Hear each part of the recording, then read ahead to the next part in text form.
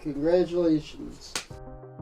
Hey everyone, welcome to this week's special 5K celebration episode. Firstly, thank you for everybody. We understand we're not a big YouTube channel, and this isn't anything quote unquote serious, so thank you for making it serious and making it a part of your life.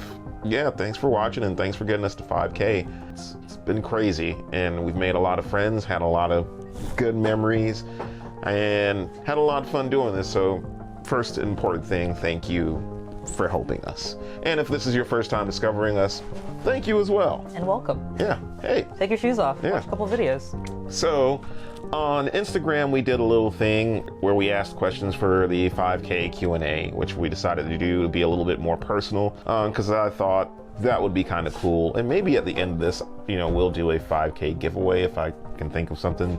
And then you can leave something in the comments. We'll figure that out later. Some of these questions were very, very interesting and thought-provoking, and a lot of them were very, very, very fun. Thanks for everybody that responded.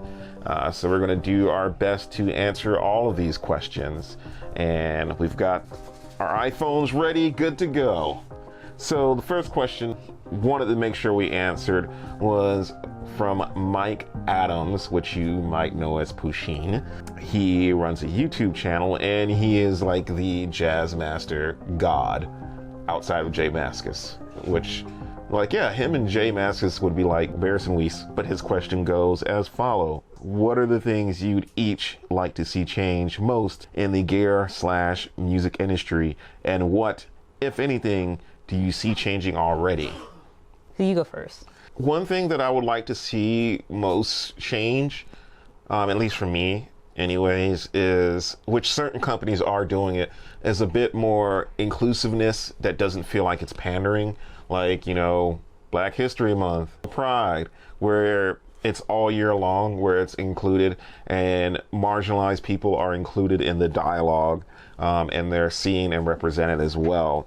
I think right now we're seeing that, especially as far as a lot of gear demos goes. Personally, I love seeing that there are a lot of women demoing stuff. I'm stoked about that. A lot of companies just in general reaching out to people and having a broader audience, where some companies it does feel a bit pandering. A bit forced. And it feels, and you can kind of tell. But I'm glad that they're starting to embrace that. I'm glad that the quote-unquote boomer way of, just white guy play blues licks is kind of going out the window, and you have more awesome players coming in. So yeah, that's the big thing that started to change that I would like to see continue change. So I hope that answers that question, Mike. Also, we need more Star Wars branded pedals, and Star Trek. More so Star Trek branded pedals. That's what I want. Mine is pretty short. The change I would like to see, and that we have been seeing, is obviously more representation. I'd like to see more diversity. Obviously, when I see these targeted ads and whatnot, I'm seeing more women, more people of color.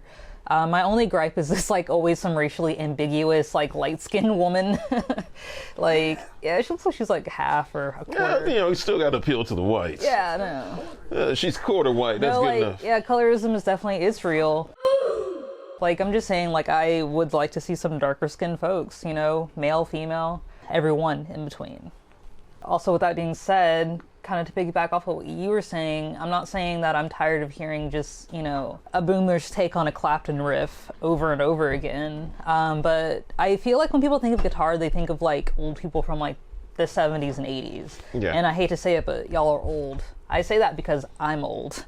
I'm knocking on 30, and I really would like things to, I don't want to say be more marketed towards Zoomers and whatnot, but we can only carry this so far. If we want guitar-driven music, or even music with guitars, not even guitar-driven, let's take that out of the conversation.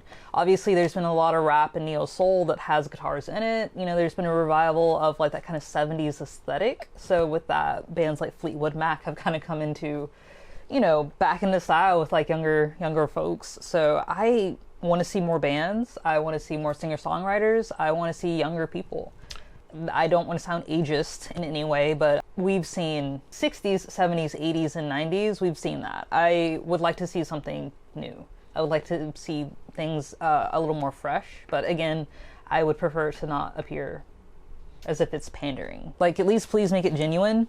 At the very least, if there's a certain audience that you want to appeal to, please ask what they would like to see. Please ask on what features they would like. Please don't assume. And to kind of piggyback off that and reinforce the point, I would like to see more people in different genres, like as far as these gear demos doing different things. Yeah. Because for me personally, that's one thing that has not changed. I would love to see, like how a beat maker would use like a Space Echo, or you know, something like out of the box. And it's cool to see those things, like not only in terms of skin color, but in terms of genre as well, because you'd be surprised at the amount of people who listen to a wide variety of music and who, when they purchase something, it's only demoed towards one thing, but it works for so many other. No, I definitely agree. I want to see a blurring of those lines of genre. I want to see, you know, guitar pedals being used on synth. Yeah. You know, like just even the other day, I saw a video. This guy put his drums through a fuzz pedal. That was sick.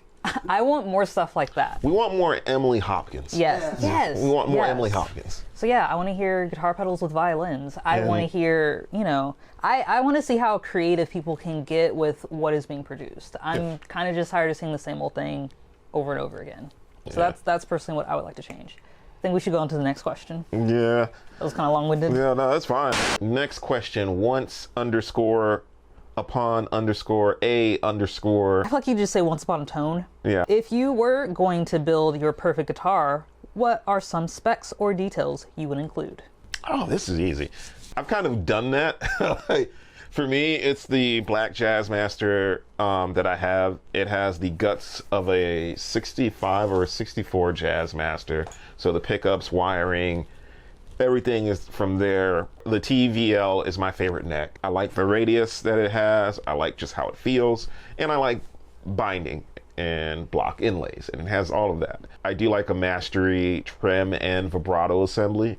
So like for me, that's the perfect guitar. I would be interested to see if I gave it to Fender and be like, hey, make a copy of it and see what they did. But we're not on that level. I don't think we ever will be. And I don't have custom shop money. Never say never. I mean, there's always the mod shop. Yeah, there is. There is. But even then, it's just like... Still pretty pricey. Yeah. But even then, I would just like to see them clone that. Yeah. Just to see how close it is. So I guess, yeah, I'm pretty basic in that regard. Like, I love my Jazzmaster, and that's the closest that, as of right now, I have to any kind of signature model that I use in my creative endeavors. Yeah, I really don't know how to answer that because I feel like I wouldn't say I have a lot, especially compared to other people, but I don't have too many guitars. Like I feel like I've got one of each, like one Strat, one Tele, one SG, one Jazzmaster. It's really difficult for me to say what my custom build would be because like I feel like each of those guitars serve a different purpose. I mean, I guess just for the sake of answering this question, shell pink, obviously. Doesn't matter what the body looks like. Let's say offset. Shell pink offset telly with humbucker in the bridge. That's interesting. Rosewood neck, not solid, but like, you know, maple and rosewood. Rosewood fretboard, I guess I should say. So yeah, I think that would be my dream build. Offset telly, humbucker, with a P90 in the neck. No trim, hardtail, brass saddles. Brass saddles is good. Now, if you're asking us this to take it to the Fender custom shop, we'll give you the shipping address to get both of these built for us. Just throwing that out there. Yeah. So next question from I Am Joan of Heart. Gentlemen, I love you. I always appreciate the geeky stuff you send us. Dude, Joan's been a day one. Yeah, she is ride or die. She won our first giveaway. Yeah, she won our first giveaway. Let's spin the wheel of giveaways. So let's see who the winner is. It's like Wheel of Fortune. It's Wheel of Fortune. Does that make me Vanna?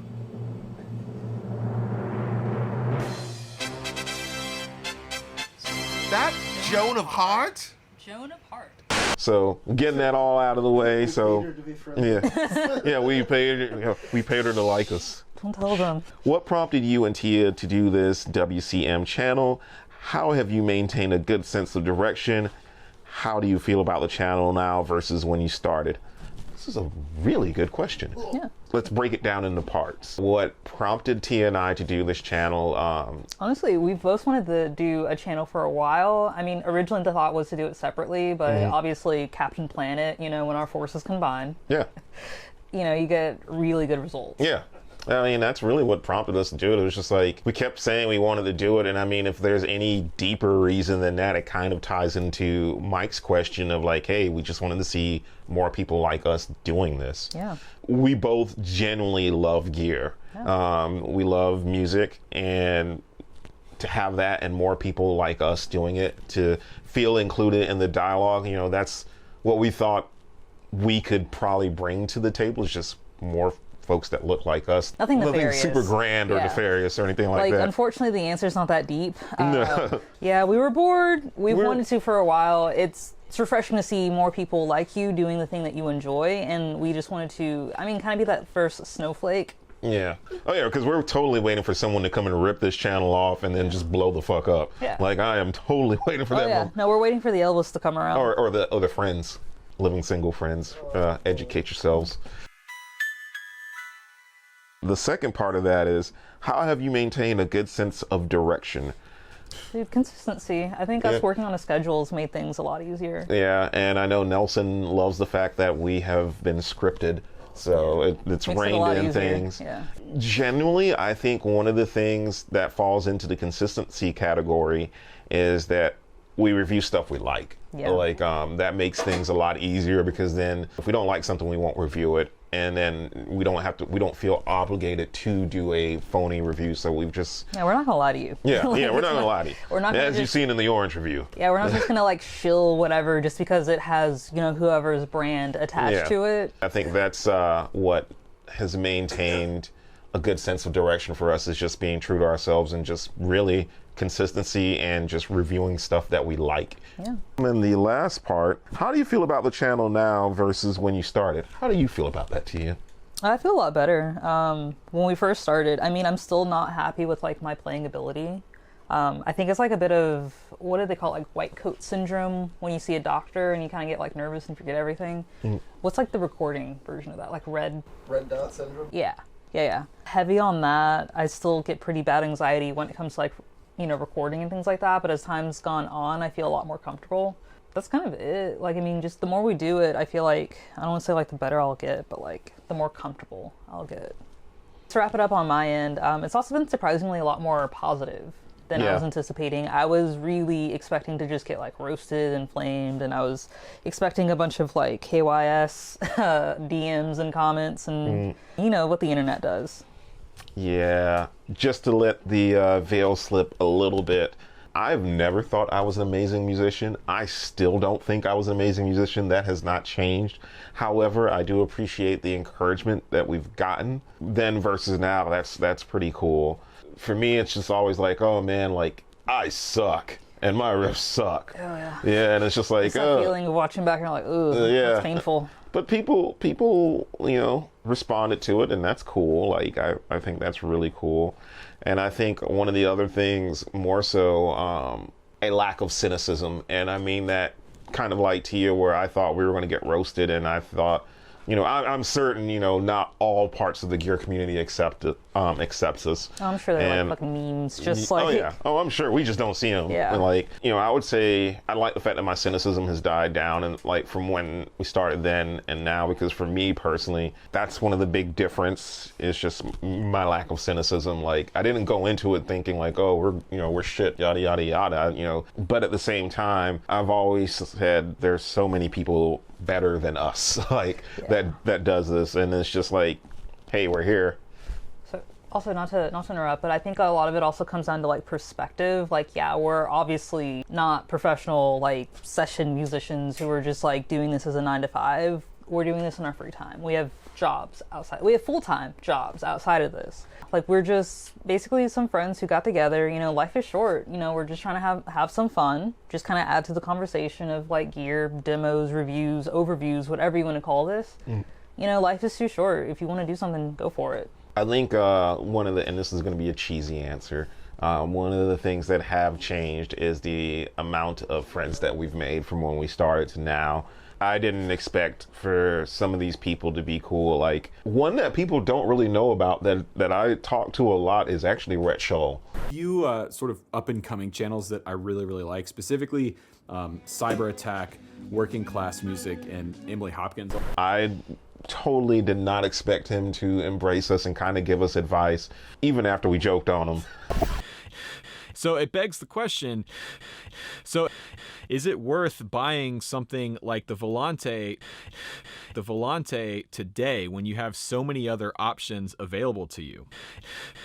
So the Volante, Which he took that in stride. Just a group of people like Mike Adams, Emily from Get Offset, Ryan, like all of these people I totally did not expect to be friends with and did not expect to like have these really cool ideas and talk to and like see that they're real people. We're all a part of the same team. The real journey was friendship all along. Yeah, because friendships don't sink. All right. On to the next question, because a couple of these are just comments about the photo. The Gift of Sin ask, very important question, super important question, especially to me, most important question ever. Slowdive or My Bloody Valentine? It's Slowdive. Like, Slowdive is one of the bands for me that I rip them off a lot if I'm being transparent, and they're probably one of the biggest influences that I have on guitar. They're the one band that I'm just like, I can learn a Slowdive song, like, you know, and I like their music and I like the meaning behind it. Don't get me wrong, I think that's not to say I hate MBV, because I don't hate My Bloody Valentine. I think Kevin Shields is a fucking genius, and I'm stoked on whenever the next album comes out, hopefully, you know, sooner than later. Yeah, for me, Slowdive are better songwriters. My Bloody Valentine is more innovative, and I think that style wouldn't be what it is more so without My Bloody Valentine than Slowdive. So yeah, that's my answer. I'm gonna have an answer that's gonna disappoint a lot of people. I've never had a deep dive into either band, so I cannot give an honest opinion, and I apologize. I will see myself out. You will never see me hold another Offset for as long as I live. What's more important, the guitar, the player, or the pedal? The player. What kind of... Shit, fuck that. Look. Which one defines the sound the most? The guitar player. Yeah, the guitar player. Because, like, I've definitely had that instance where, like, I'm at work and I could tell who is playing just by touch. Like, I won't know what guitar it is, but I'll hear someone playing and I can know who it is. So Yeah. definitely the player. The guitarist, I would definitely say that as well. Tom Morello sounds like Tom Morello on any guitar. That's the short answer of that. Desert Island guitar, pedal, and amp. The first one comes to my mind, my white Strat. That's the one I pick up the most. My amp, obviously my Rock Reverb. I don't know how I'm powering it, but... Solar power of coconuts. The power of pure frustration from being on a desert island. And the pedal I would bring... You know what? I'm going to be cheap. I'm going to say a Line 6 Helix. Yep. All these sounds. All of them.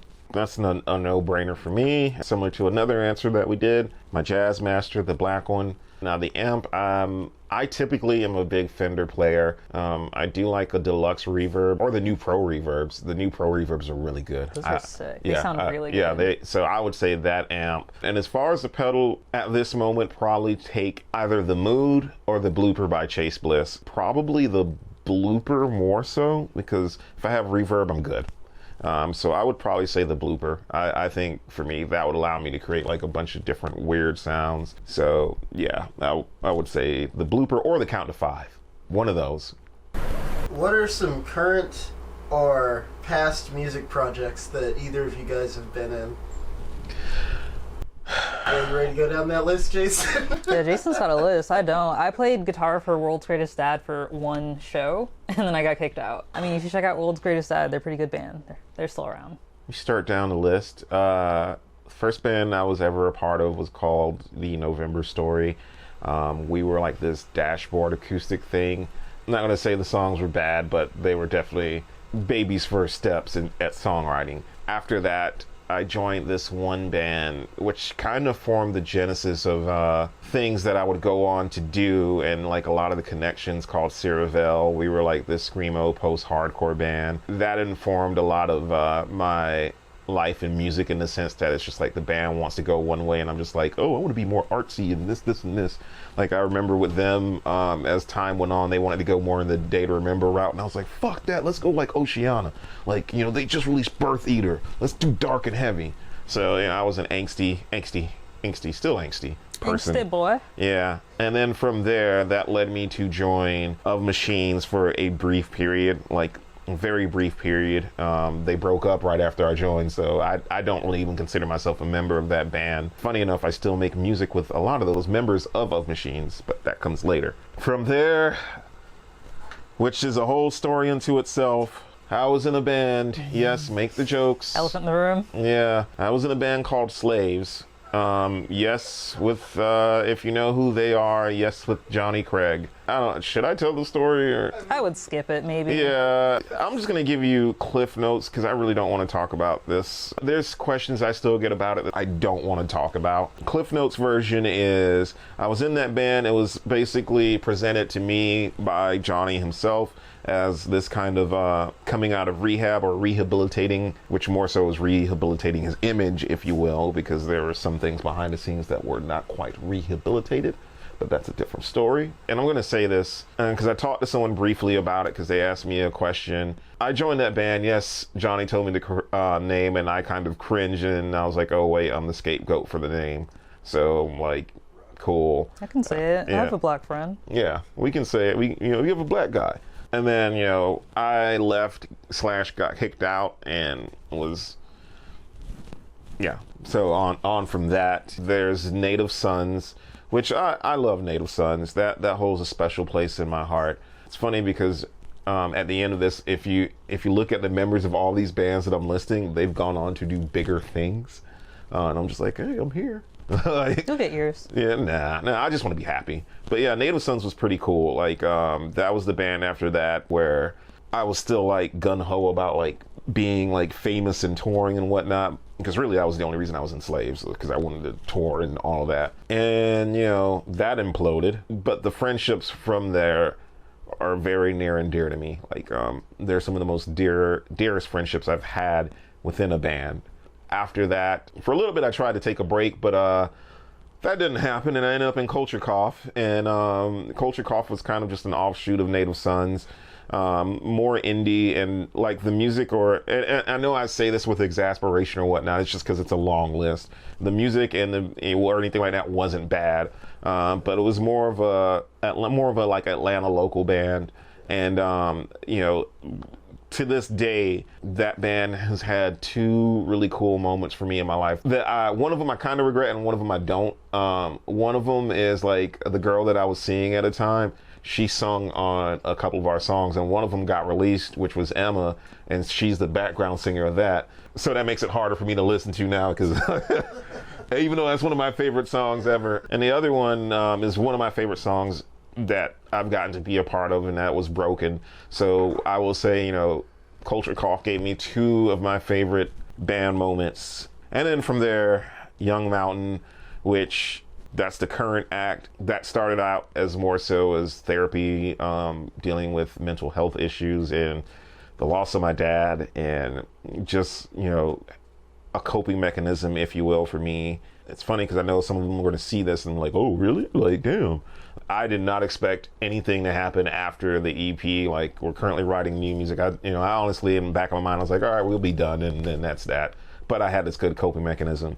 And recently I just kind of started, because it's a take on an old project that the singer of Machines and I started back in the day, but I turned into a solo project. And that's the Dream House stuff. That's just music that I compose in my bedroom. Some of it was used for like art exhibitions, like by one of my friends, Daniel Shippey. And some of it was just, you know, demos and me fucking around with different sounds and ideas and trying to get more so into composing. As for the future, there are a couple other things, but we'll see if they pan out. Thank God that list's over. Okay. Do you have any gear that you regret getting rid of? Oh, man. A 1964 335 original to move out to California to join Slaves. Oh. Oh, shit. That'll do it. Yeah, that'll do it. We'll do it when you find out how much I paid for it. How much did you pay for it? $600. Jesus. I don't know. I don't really live my life with a ton of regrets. I mean, there are some pieces of gear that I think about from time to time, but there's nothing I really regret. Avery, single day, ask, how long have you been playing and what kind of music do you like playing? I've been playing inconsistently for 16 years. I play whatever I like, which is probably why I'm not that good. What's the saying? Jack of all trades, master of none. You know, I've never really just did a deep dive into one genre for too long. If there's a punk song I like, I'll learn it, 4 chords, whatever. There's some more jazzy kind of neo soul type thing, I'll learn it. If there's a metal song that is interesting, I will learn it. Same thing with country, pop. I'm all over the place, so I think that's probably my biggest downfall. It's just I'm a little too scattered. I don't really focus on one thing. I think that's a strength, if anything. I've been playing now for 2 decades. Yeah, that's a while. Next year I'll get a cake. And what kind of music do I like playing?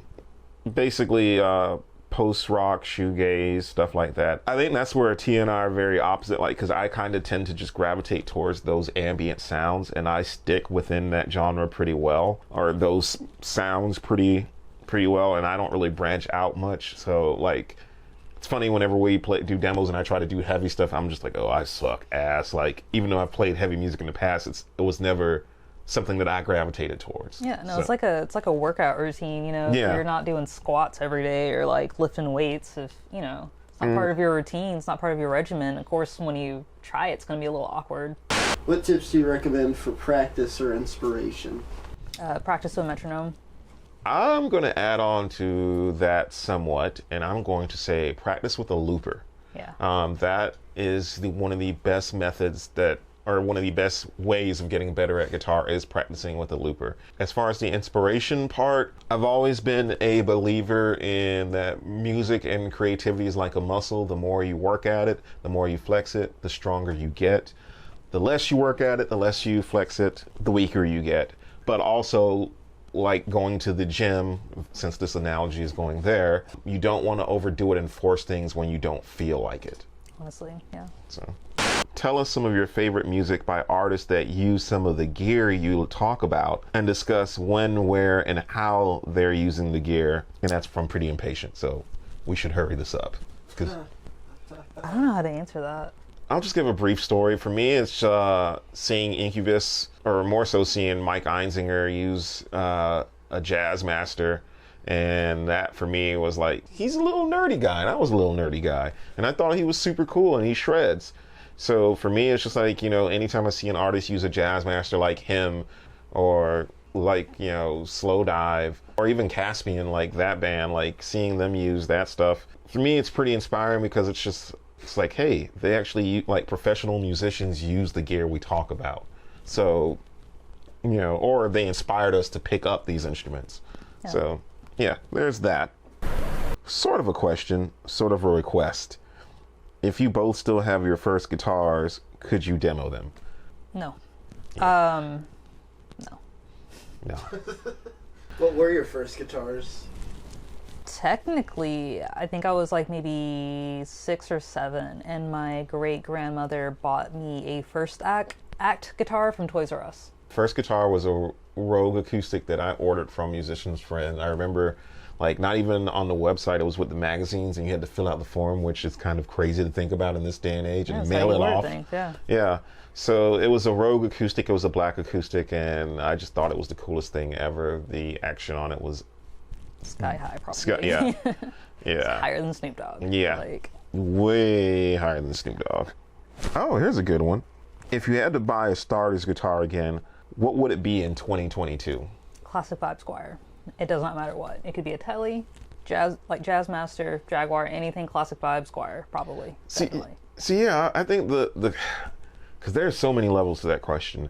One, we have to define what is a starter, because a starter for me might not be a starter for you, or I don't want to be in people's pockets like that. So I'm gonna give 2 guitars: the New Affinity Jazz Master, For around $300. We reviewed it. I think it's a great starter guitar. I think the new Affinity stuff is actually really good for the money, and they occupy that space pretty well. I would still say classic vibe, whatever. They can go from starter to intermediate to professional, and they're kind of like the higher end Epiphones or the SE line in that range. Squire has kind of put the work into making them like that, and so you can use them at any level. Any skill level, yeah, any skill set. So I would go a step further and say I would pair that with like a Mustang Micro or an LT25. I would definitely say probably like an LT25. For the only reason I give that the edge is because I like the push of hearing the speaker. Out loud, yeah. Well, I'm going to stick with the LT25. Granted, the speaker is smaller, it's going to sound a little boxy, but like when you're just getting started, you're excited and you're not really worried about that. You're focusing on your playing, you're focusing on like how to get a better sound. I would say when you're ready to move up into, you know, something larger, maybe like the GTX 50 or maybe even like the 100 watt or even a tube amp. Yeah, if you're trying provided to get to the that shortage. point. Yeah. So I would say that. Wouldn't worry about effects. Would not worry about pedals. Just and practice on your playing. Yeah, just focus on your playing. Yeah, just focus on that. Other than that, like, those will be the two starters. You also have to determine what you want out of when you're starting to play guitar. Do you see yourself going into a band atmosphere, or you're just going to be playing at home and this is kind of just like a hobby? Yeah. Because all of that plays a part. I mean, ultimately, buy what makes you happy in that regard. Start with what makes you happy. And if the guitar looks great and it feels great, you'll stick with it. Right. So, with all of that said, that's been a lot of Q&A, a lot of Q's, a lot of interesting A's too, but a lot of Q's. I said I'd think of a giveaway. Since this is like an anniversary episode, well, if I can find one, an anniversary edition pedal. Okay. I mean, they just came out with that 40th anniversary Tube Screamer. I know. It's kind of sexy. It's right. Yeah. So we'll do that. 40th anniversary Tube Screamer. If you want to win the 40th anniversary TS9, leave us your favorite console. Of all time? Of all time. Of all time. Leave us your favorite console of all time. The Commodore. Yeah, the Commodore. It had a graphical prowess that you do not understand. Leave us a comment on what you would like to see us do more of in the future. We are wanting constructive criticism on ways that we can improve. Please don't say playing, because we know. Yeah, we know. And leave us a comment letting us know what other gear you would like to see, what amps, what guitars, anything. Yeah. So maybe more styles, more genres. Do you want to see? Or do you want to see us do synths? Do you want to see us do drums? Do you want to? What do you want? I can't play drums. I can't either. We can figure it out though. Yeah, and let us know, because we've tossed around the idea of having like more people like from different bands and stuff come in and, you know, give us tips and stuff on what they're doing in like local scene and talk to different artists. Yeah. Well, thank you again. Like, subscribe, comment. Patreon, merch, socials, ask us more questions, hit us up, all the things. Thank you, and good night. Good night. Adios. Later. Take care. Sleep well.